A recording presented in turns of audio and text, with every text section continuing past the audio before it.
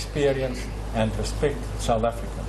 It's been a week since Ramaphosa's legal representative, Advocate Vem Trengov, made submissions before the Western Cape High Court. On Friday, the president will hear whether his urgent application to halt the work of the impeachment committee was successful or not. The committee is also eagerly waiting to hear whether it will have to suspend its processes or not.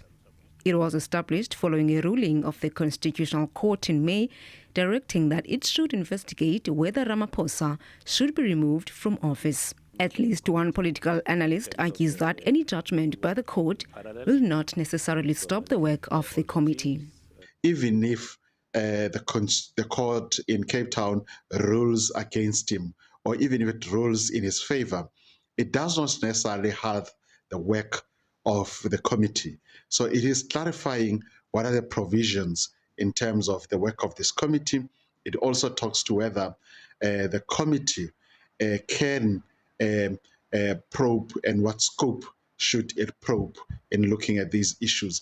It would ultimately be the parliament who decide on whether the committee should proceed or not. The fact of a public inquiry. Last week, Trengov argued that it would be humiliating for the president to appear before the impeachment committee, whose work relies on the Section 89 independent panel report that is yet to be reviewed. Meanwhile, legal representatives of opposing political parties argued that the Western Cape High Court did not even have jurisdiction in the matter.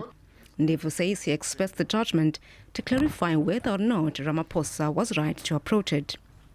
The judgment from the Western Cape High Court is very important in clarifying as to whether the president is within his right to approach this particular court and ask it to review certain parts of this particular judgment. Court will adjourn.